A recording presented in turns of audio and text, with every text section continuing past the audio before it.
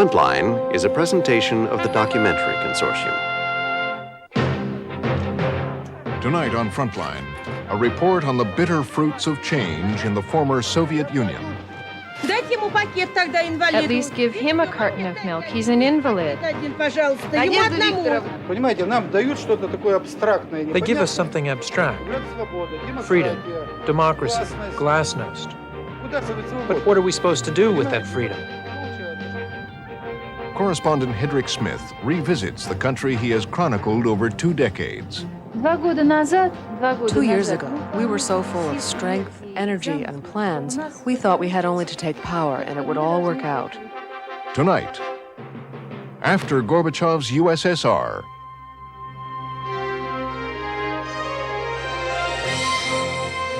with funding provided by the financial support of viewers like you and by the Corporation for Public Broadcasting. This is Frontline.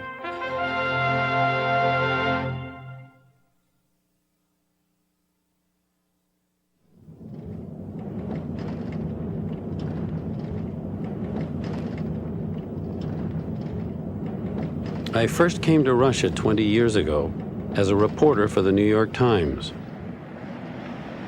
For most of those years, this seemed a society frozen in time. But then, a few years ago, I witnessed the unbelievable. I was here then to shoot a series of films for public television. The transformation began with glasnost, folk singers on Moscow streets mocking the mighty, tasting the new freedom. A freer press, open political debates, and the right to assemble and to protest. Now I'm back. And the old system, the party, the union, the ideology, have all collapsed. And from the ruins, Russians must now forge a new society. New ways to make their economy work. New ways to relate to each other. I came to see what all this means to the daily lives of my old friends. I begin in Ivanovo, an industrial city 150 miles northeast of Moscow. My thoughts flash back to my first visit in 1989. I was secretly told I must visit the Vedensky Church, shut down by Stalin in the 1930s.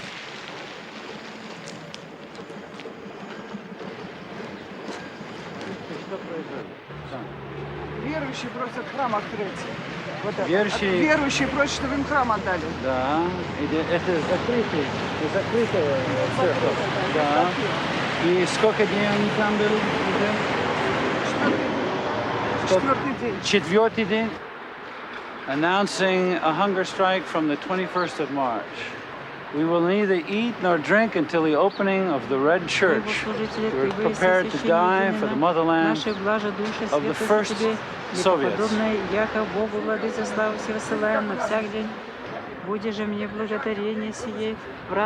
И здесь что сказали власти? И власти нам сказали, нам они до этого сказали, что не мечтайте об этом здании. When I left Ivanovo in 1989, the strike had ended after the city offered to talk.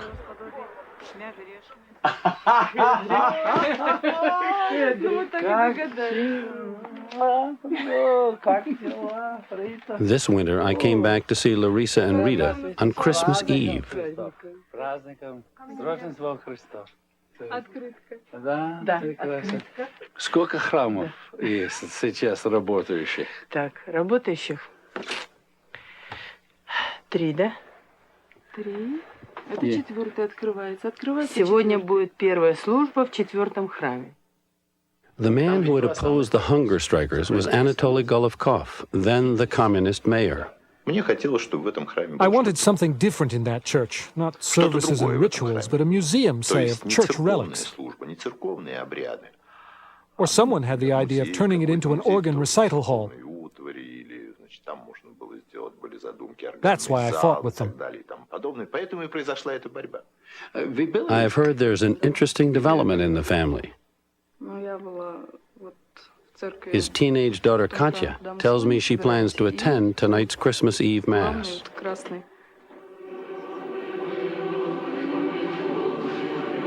For half a century, no services were held in this church.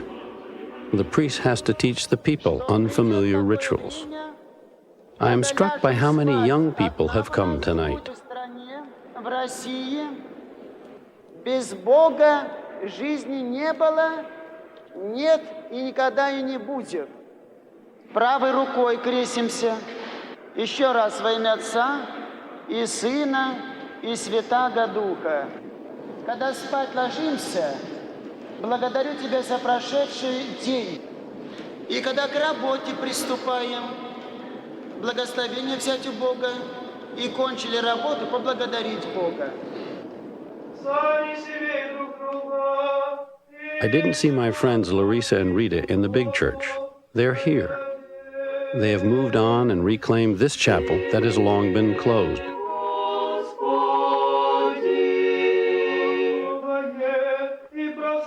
Tonight, they're celebrating its first service.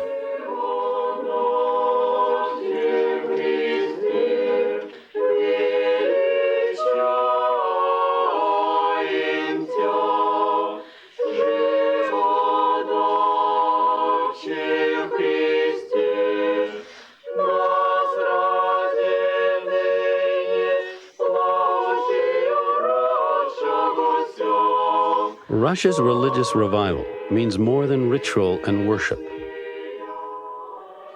It is a renewal of Russian culture and tradition. It symbolizes the return of a people to their roots.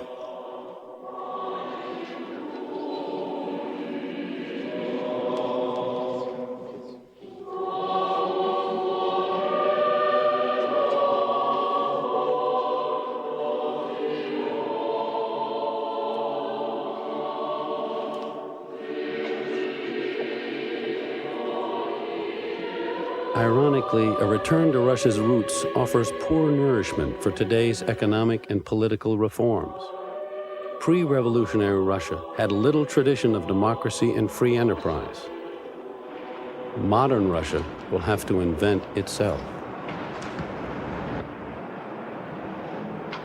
In the spring of 1989, I remember watching the man who defied the odds, Gorbachev.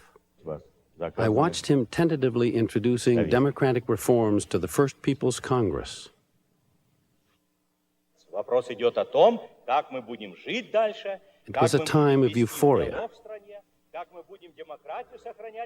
But Gorbachev was taking the country on an uncharted and perilous path.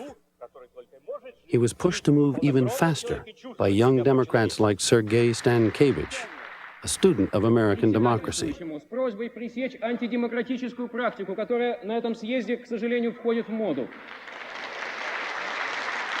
Это возмутительно. Sergei was a man of the people.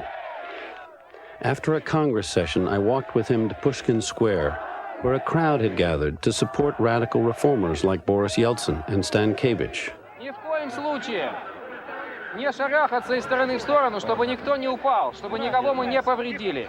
Никаких эксцессов. Теперь мне хотелось вот повредили. This winter, I revisited Sergei.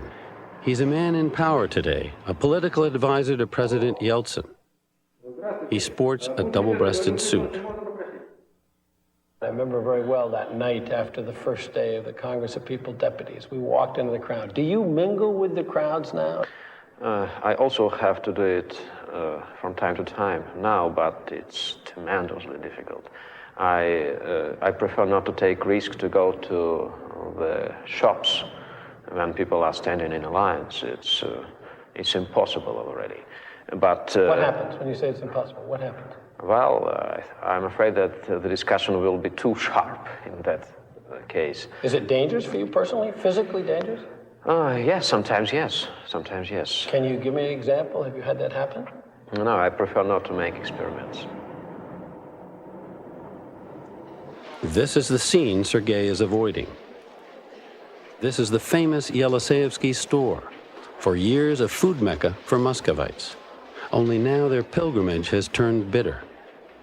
After Yeltsin's government lifted price controls on most foodstuffs, prices shot up overnight, some as much as sixfold.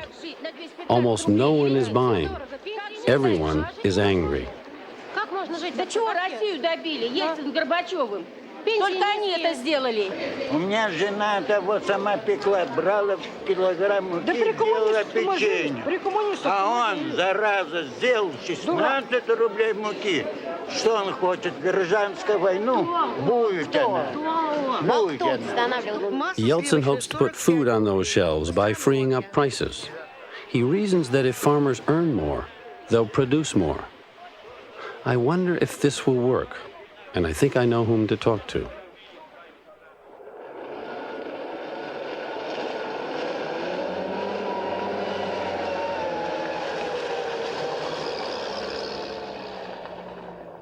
In 1989, in the farming country near Yaroslavl, about 250 miles north of Moscow, I met Dmitry Starodubtsev, director of a 20,000-acre state farm. Starodubtsev was one of the best in the Soviet system. He was a smart, progressive manager who ran a successful farm. He was known as a rebel, a reformer, fighting the communist bureaucracy. His farm reminded me of a boarding school. Housing and food were provided. His people worked hard for him. Starodubtsev ruled his kingdom like a benevolent czar, and he lived like a country pasha.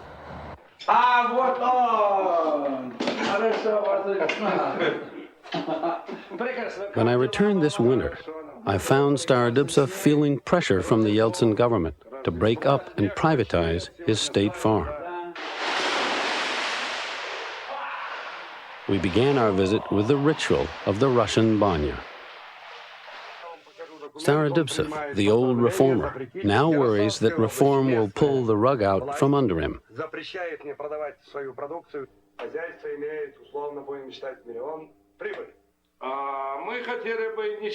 Starodubtsev throws a royal dinner for me. Obviously, he didn't shop in Yeliseevsky's. As we talk, I realize that Starodubtsev has become a defender of the old economics. With his socialist kingdom under assault, he has a lot to lose. He makes vicious attacks on Gorbachev, blaming him for ruining Russia. Российская земля. Прах Горбачева в свои объятия не примет. Не примет. Он просто был агентом других государств. Это очень сильно. Это значит СРУ? Ну, английский журнал писал, что он был завербован в Англии.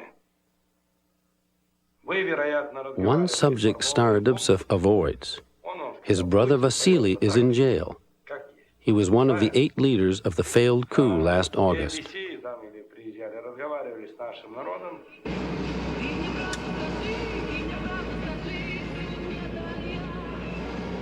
The next morning, I asked Starodubtsev to take me to the farmers' market in town. I want to talk about prices.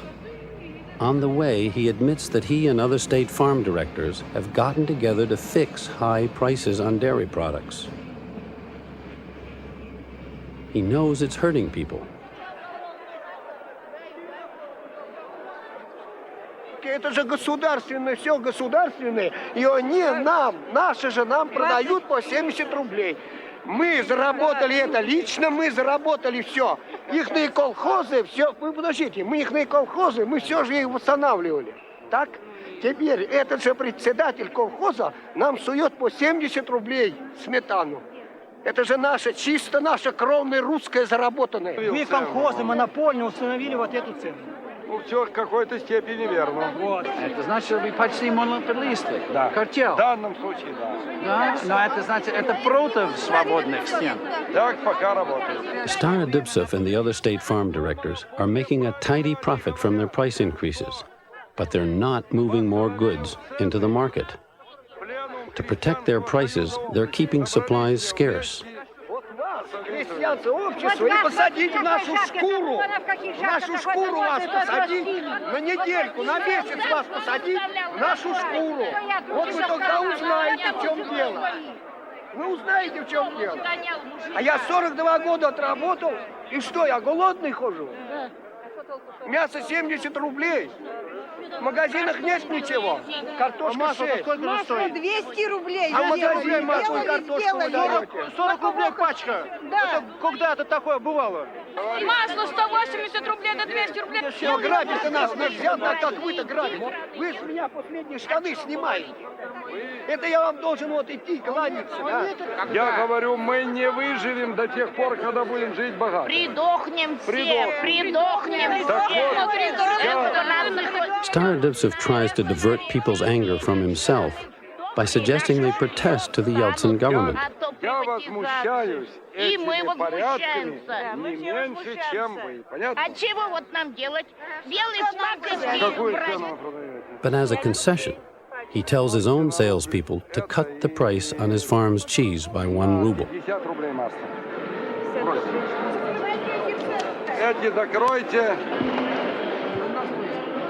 As I watch Star Dubcev operate, I wonder who could effectively compete with the State Farm cartel.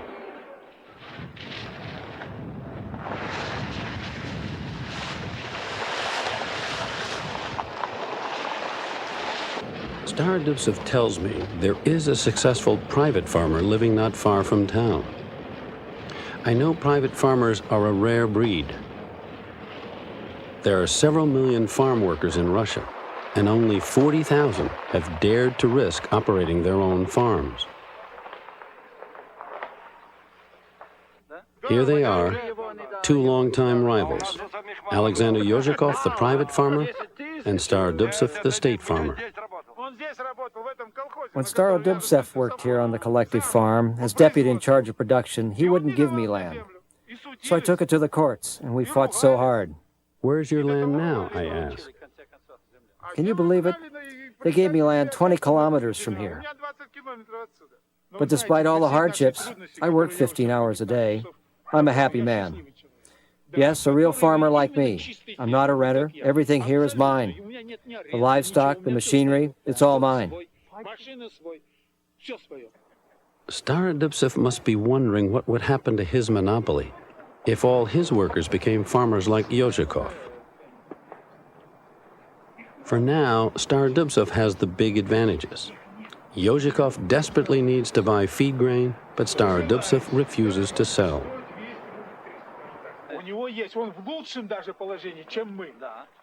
He is in a better situation than we are, but if the government would only change its attitude toward agriculture, then we would all be able to work better. I don't want to brag, but if I had a mechanized farm, of course I could work well.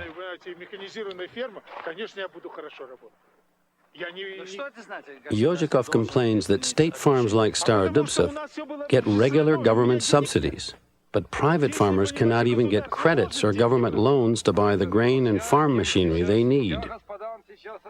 I tell you, gentlemen, one thing. All over the world, agriculture exists on government subsidies to some extent, just like U.S. farmers get subsidies. Despite the handicaps, Yozhikov is proud of his independence, and he can point to results. Just before I arrived, he signed a big contract to supply a local factory with meat and milk at low prices. In return, the factory will build him new barns and grain sheds.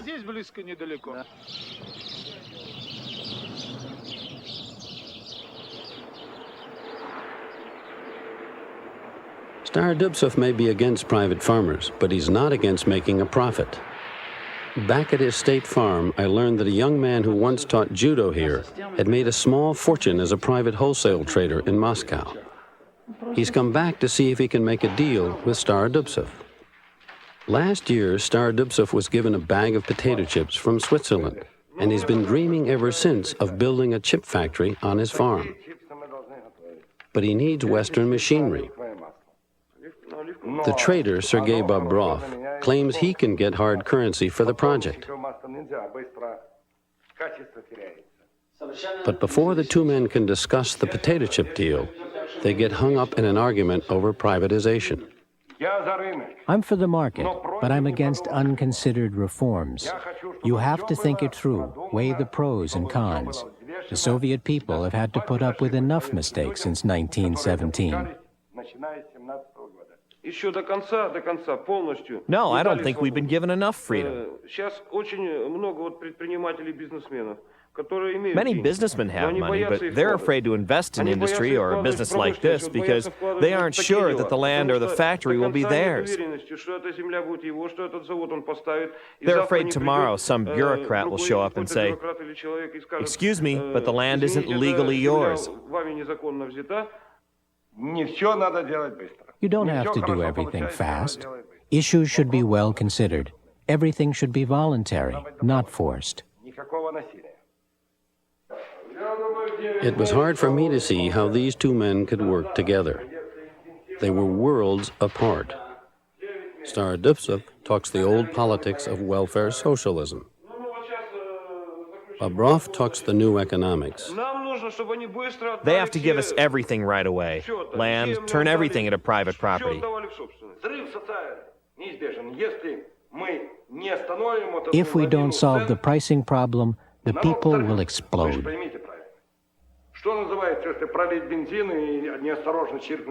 As I left Starodubtsev, I concluded that he might make a few business deals, but he's certainly no big help to Yeltsin.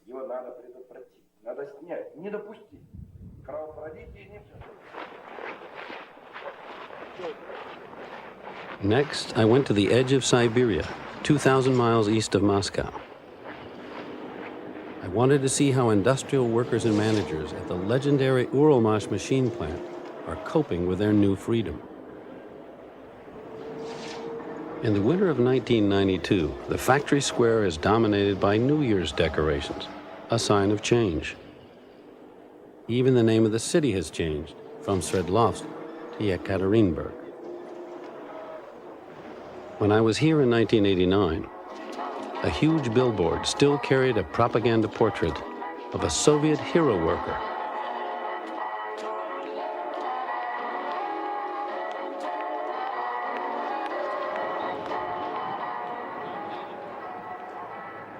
Two years ago, Igor Stroganov, the general director of Uralmash, told me he was caught in a squeeze. Gorbachev promised him autonomy, but Moscow ministries clipped his wings. They fixed his prices, decided his wages, picked his customers. When Stroganov wanted to turn a profit by producing small excavators for export, Moscow insisted he make big machines for domestic use, even at a loss. It was catch-22. Вот так, да? Ну, спасибо. Вышел.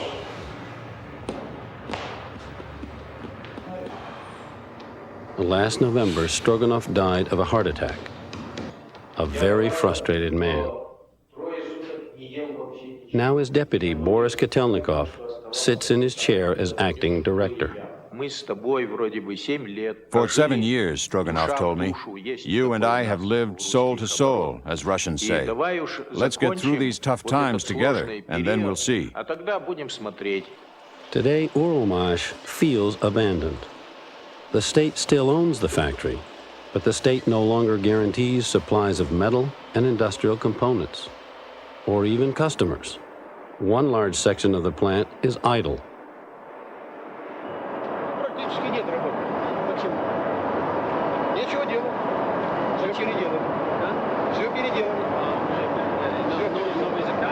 Заказов еще новых нет, да? Знаете, у нас здесь очень серьезное положение с чем? По индивидуальным заказам, вот у нас уже 5 или 6 месяцев нет дерева. Нам не дают дерева, мы не можем сделать модели. Танков прекратили делать. Танки прекратили делать. А это что не обрабатывают? А это не заказы. Нет, нет заказов. Здравствуйте, отливка есть, заказа нет. This is the Uralmash factory in Yekaterinburg, formerly Sverdlovsk. Kotelnikov is on the phone with one of his Ukrainian suppliers, who stopped shipping orders after Ukraine declared its independence last December.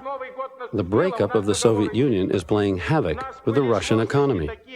The Ukrainian supplier tells Kotelnikov that pipes shipped to Uralmash were stopped at the Ukrainian border and sent back under the policy of President Kravchuk. What does Kravchuk say now? Kotelnikov has to adapt to survive, to find his own suppliers and barter his output for theirs. Things are awful here, just awful. We have 1,500 suppliers of basic materials who aren't sending us anything at all. Only barter. But what can we barter with? Cut off a piece of pipeline or trade a spark plug? To me, barter sounds like a halfway house from state socialism to capitalism. But it's inefficient.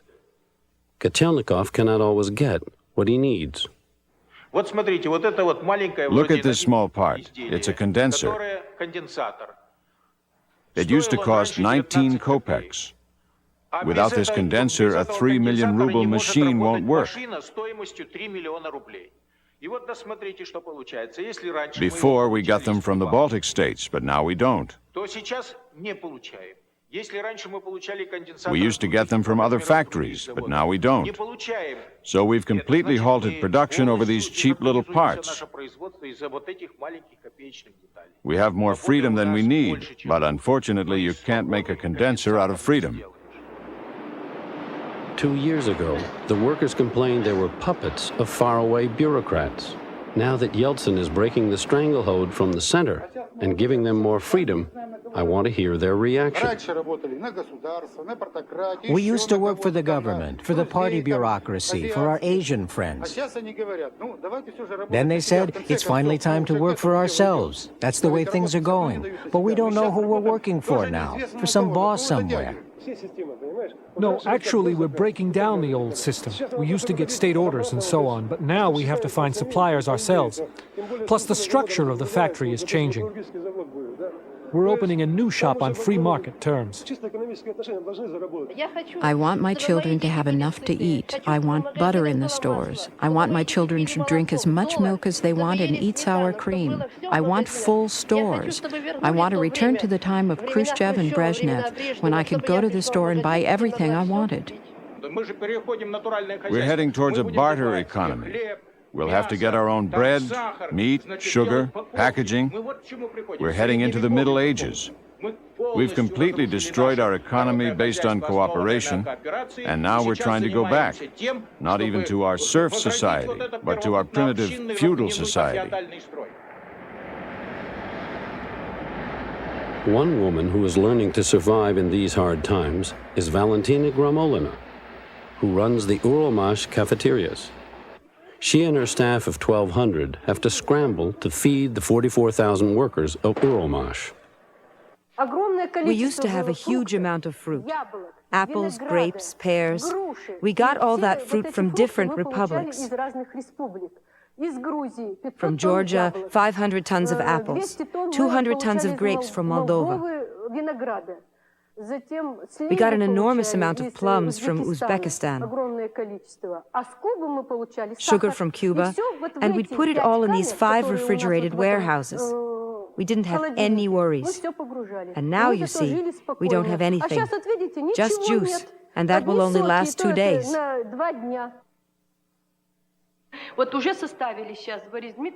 Kotelnikov and I have already drawn up a list of what I need. 15 mills, 40,000 washing machines, and 20,000 machine tools. You need all that? I needed to trade for food. You're a big trader. A big trader. I'll show you what I have in storage.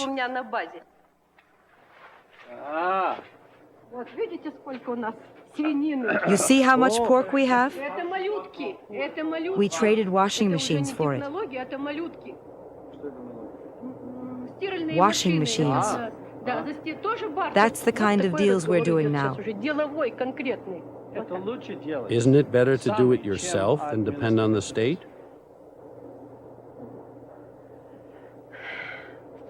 Theoretically, yes. But we're used to the old system when the state gave us everything. So it's hard to say.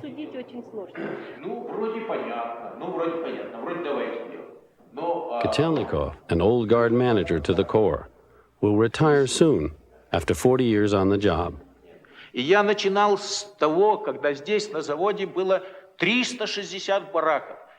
I started here when there were 360 barracks, when the streets weren't paved, when people lived in huts. Since then, there have been enormous changes.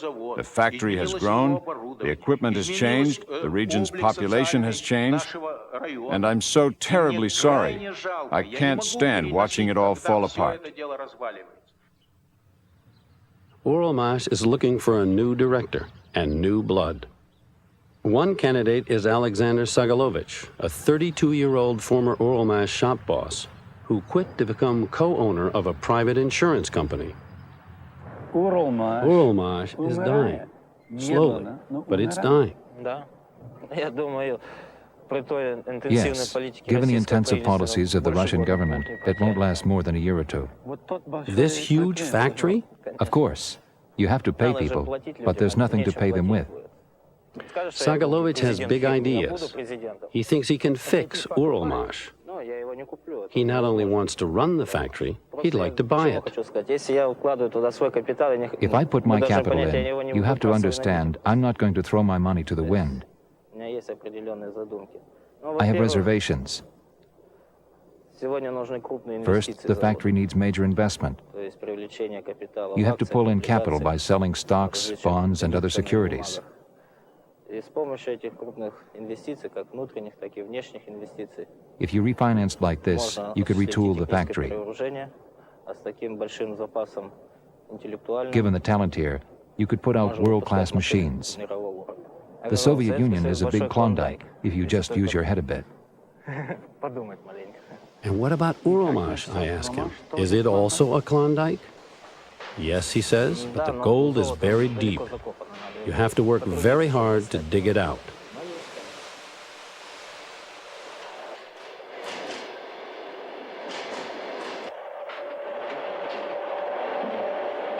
As I left Yekaterinburg, what kept ringing in my ears was Kotelnikov's anger at the breakup of the Soviet Union. Everywhere I went, I heard the same refrain. People were talking about it on the trains. One woman questioned me, how would you Americans feel about the secession of some of your states?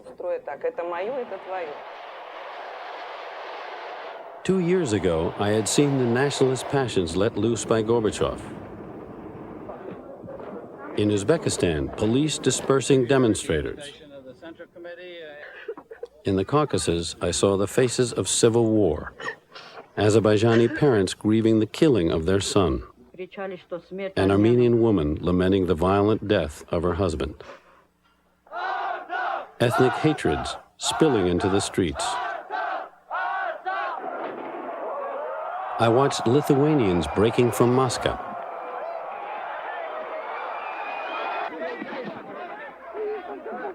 And then proudly declaring their independence.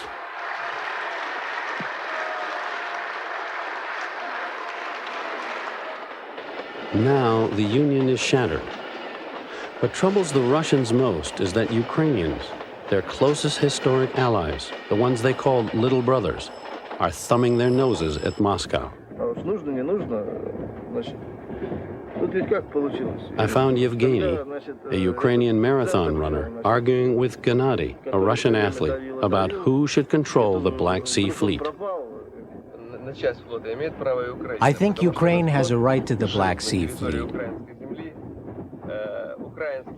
The sailors lived in Ukraine, and Ukrainians fed all the servicemen. In another compartment, Valentina, a Ukrainian construction engineer, was talking with Victor, a sales representative from Moscow. It was like a communal apartment.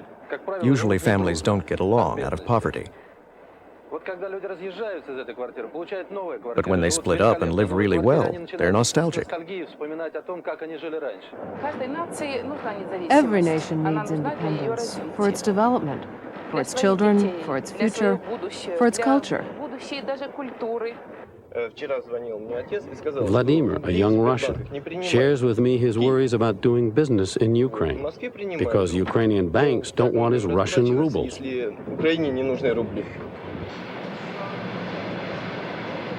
In these chaotic times, I wondered who among my friends could do more than merely survive.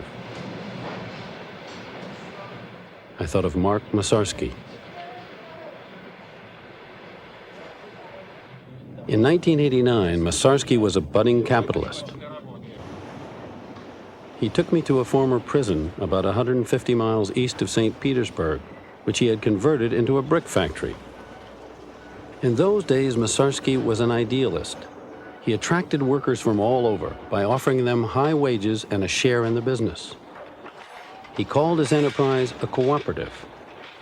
And he quoted Lenin to his workers, saying that socialism was a society of civilized cooperators.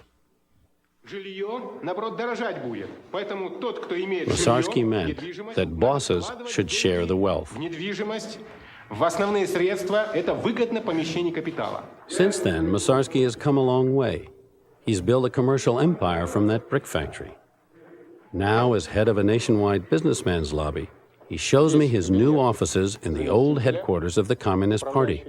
It used to be the office of the party finance director, who committed suicide after the failed August coup.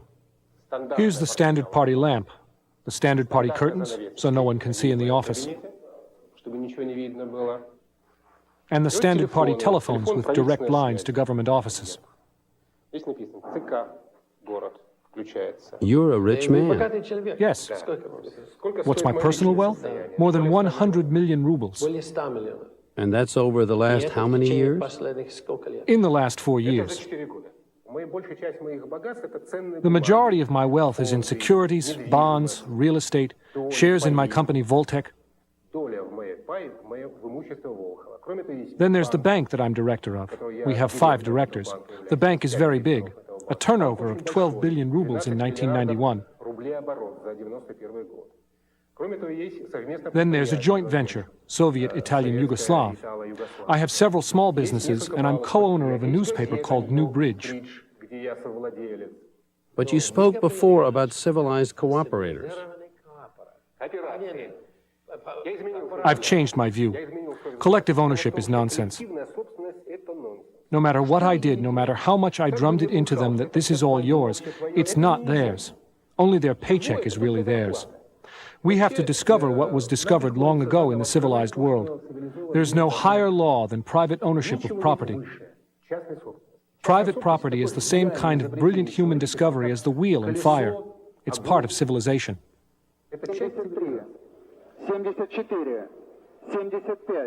Today, Masarsky is full of new business ideas.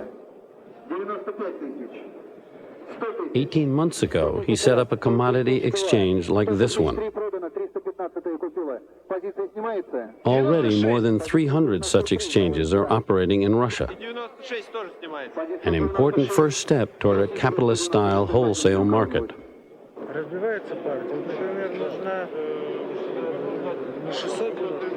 Masarsky has plans to use this building to expand his commodity exchange.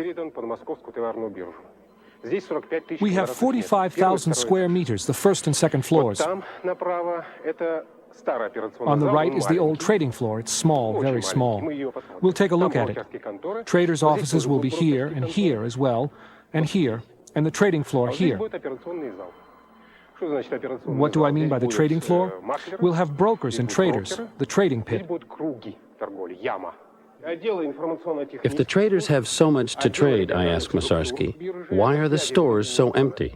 Masarsky tells me that corrupt officials in state wholesale monopolies, the trading mafia Russians call them, have goods hoarded in warehouses and railroad cars. The mafia, he says, make enormous profits selling these goods illegally. But here, we don't barter. We use money. The commodities exchange is giving the ruble back its initial value. Another hat Mosarsky wears is member of the Moscow Mayor's Business Advisory Council. These are the best and brightest of Moscow's new capitalist world. Such a group was unthinkable in the communist era. But for businessmen, their agenda is familiar.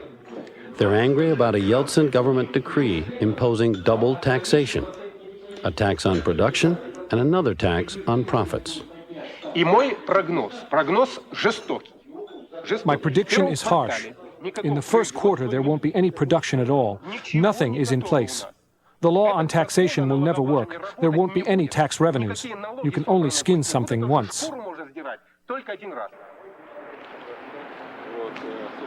Mosarsky's biggest venture is a gold mining scheme.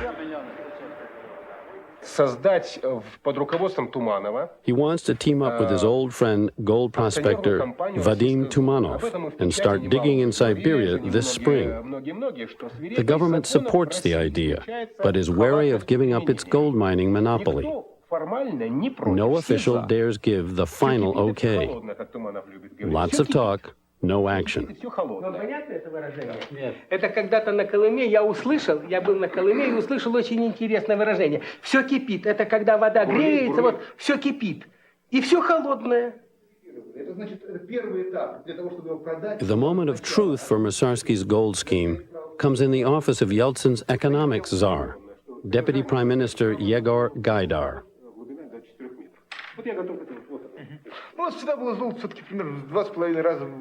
Gaidar likes Mosarsky's gold scheme, and he bargains with Mosarsky over the price the government will pay for the gold.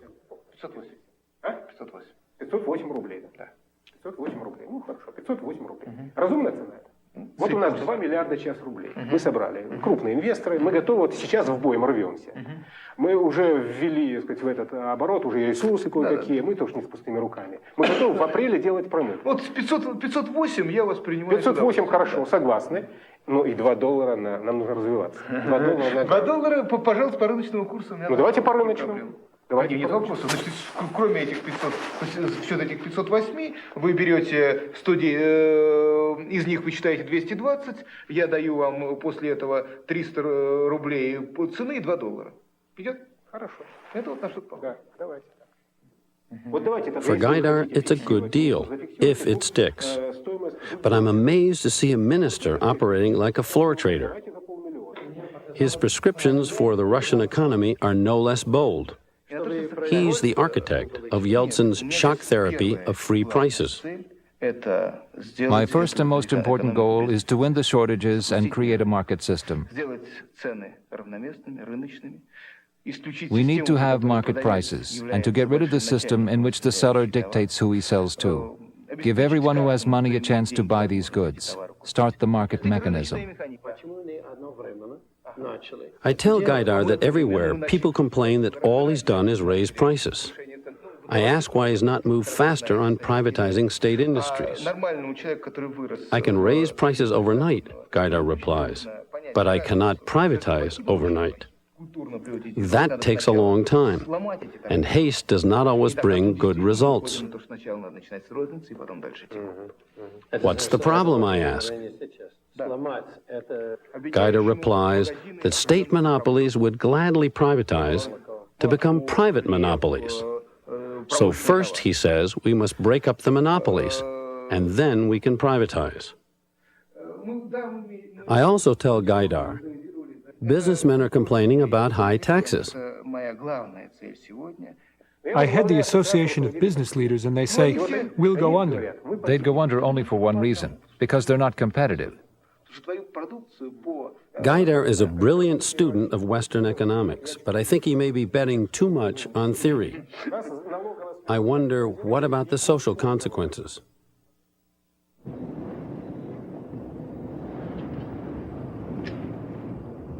I head for Bateyeva to see some old friends.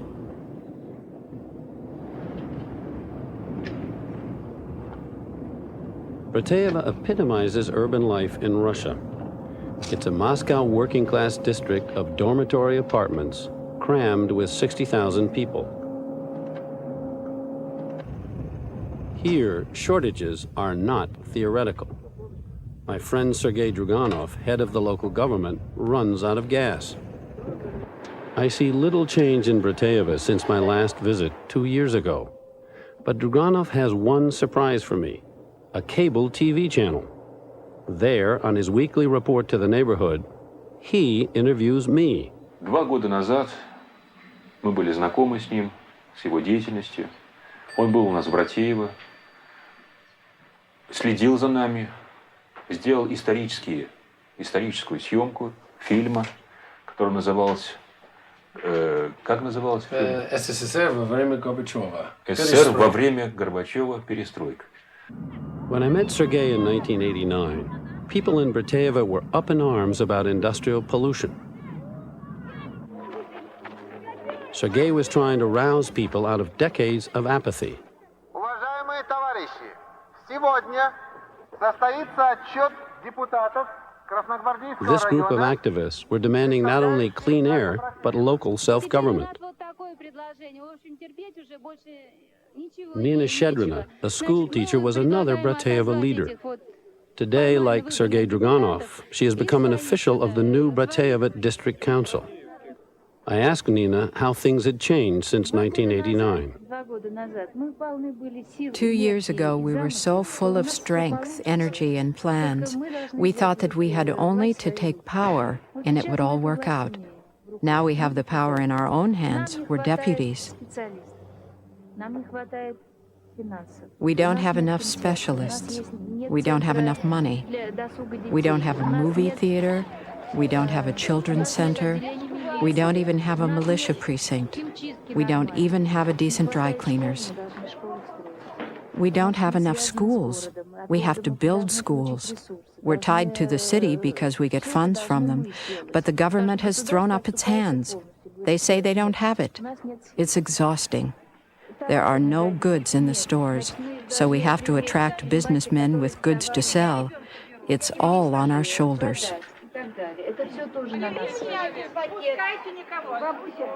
Господи, а ну кончайте, Господи! Today, Druganov and Shedrina focus mainly on helping residents cope with economic hardships. But everything they try raises new problems. The state store kept running out of milk, so they helped organize a private grocery. It stocks a few more products, but its prices are controversial. Очень дорого. А зарплата какая? Какая зарплата? Как можно прокормить ребенка вот на такую, за такую цену? Так что все от них зависит. The shop manager says his hands are tied. He depends on the state wholesale monopolies, and they're holding back supplies. Скоро дешевый товар появится на прилавке. Housing is another frustration. The mayor of Moscow wants to give away state-owned apartments to their occupants. But this does not stir enthusiasm in Brateyeva. And Nina wants to know why. You have an apartment that you could get free of charge. What's holding you back? The woman worries that as an owner, she'll wind up paying more for repairs and utilities than the cheap subsidized rent that she now pays the state. Nina sees a more basic flaw in the mayor's scheme. It's unfair, she says, because the old communist bosses, who always allocated themselves the biggest apartments, will now own them, while ordinary people will get small, cramped apartments. Wherever they turn, Sergei and Nina run into the problem of fairness and of people with something to protect. Any change hurts somebody. There's a state organization in Moscow, a monopoly. It's a chain called Silhouette that makes clothing on order.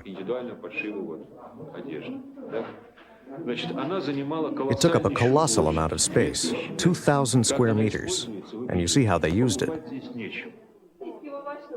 There's nothing to buy.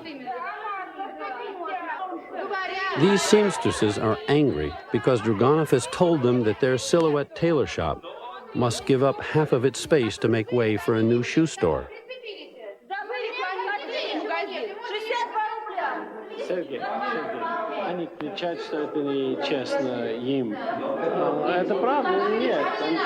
Почему? Это личные амбиции, не более. Да, но им хочется работать здесь. А их никто не выгоняет.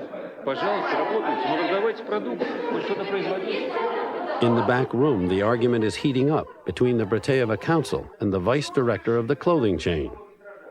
Понимаете, не так, что мы говорим, что к нам хочешь. Ну как вы не понимаете? Мы говорим об одном. Дайте нормальные условия для работы нашего салона. Все, минимальные при том. Вы, как руководитель, встаньте на мое место и давайте решим, а я на ваше место. Борис Ефимович, вы выступаете Если как бы Заря была бы на это, наверное, она своего. так не рассуждала. Я не как представитель ведомства. Вы Не надо сейчас говорить. заботитесь не Я- о жителях, О не чем? о жителях. Вы за процесс приватизации? За двумя руками. Да? Да. Борис Ефимович, вы лично говорите, что за, Делится а в целом сейчас. объединение против. Я за. Всегда был и есть и буду за. Вот этот человек отражает... That man represents the narrow interests of his state organization. He doesn't want to give up all the space, even though you see how they're wasting it. Вот как вы видите, да? Eventually, under city order, the shoe store gets half the space, but that brings no peace. For Sergei and Nina, merely taking over the local government has not been enough to solve Brateyeva's problems.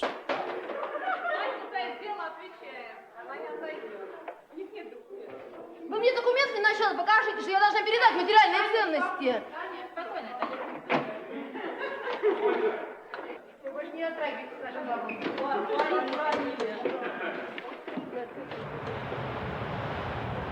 The next day, I go to see Druganov at his downtown office in the White House. This is where Boris Yeltsin scrambled onto a tank and made history a few months ago. Druganov, now an elected member of the Russian National Parliament, shows me around. Правительство России, да. Пока еще символика 17-го года. Владимир Ильич Ленин. A political house cleaning is underway.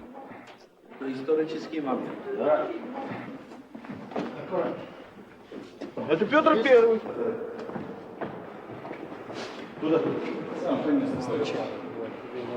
As we talk, Druganov tells me that Russia's newborn democracy is in danger. Люди живут еще в мире тех догм, которые... People still live by the dogmas that they learned in kindergarten, in school, in college, and so on. These dogmas are still alive. On the one hand, the process can't be accelerated, but at the same time, you have to prepare the ground so that people can think and act as freely as possible. What about the leaders? Right now, the executive branch is consolidating from top to bottom. We might face even worse examples of totalitarianism. You wonder, in whose hands will that totalitarian power fall? I don't mean Yeltsin. His approach has been sensible. But what if it's not Yeltsin, but someone else? He'd have that strong executive power in his hands. And then what kind of government would we have? Like others, Druganov is also uneasy about privatizing the economy without a clear plan. He wants the efficiency of the market, but he fears the injustices of cowboy capitalism.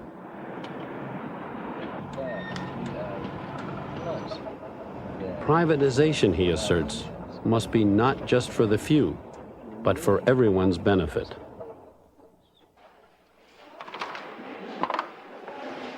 It is natural for Russians this winter to be pessimistic. The realities are stark, the agonies are palpable, and there are dangers of mass unrest. But the picture is not all bleak. Early signs of a market economy.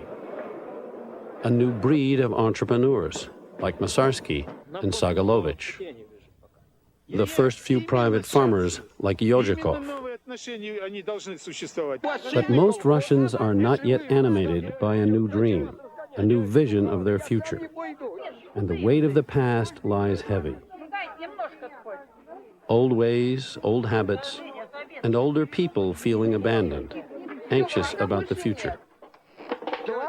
old guard bosses of the state economy, like Starodubtsev and Kotelnikov, resist and protest at every change. To watch Russians celebrating the arrival of the new year on Red Square is to see a mixture of hope and fear. Many of us assume that for Russians to change their country means merely adopting Western ideas. What we need to understand is the difference between building America and modernizing Russia. When immigrants came to our country, they had to give up their past and had to embrace the new world. But Russians can cling to their past, and they do. And that makes it ever so much harder to build their new world.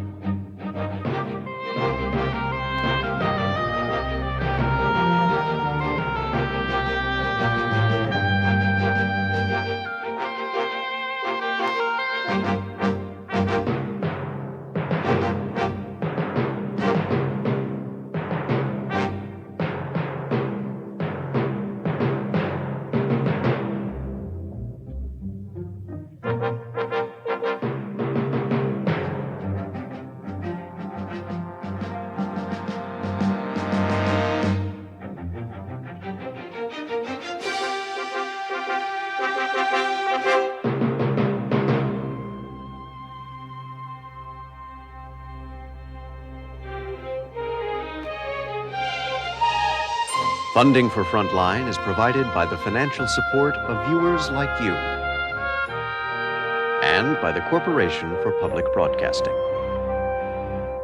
Frontline is produced for the Documentary Consortium by WGBH Boston, which is solely responsible for its content.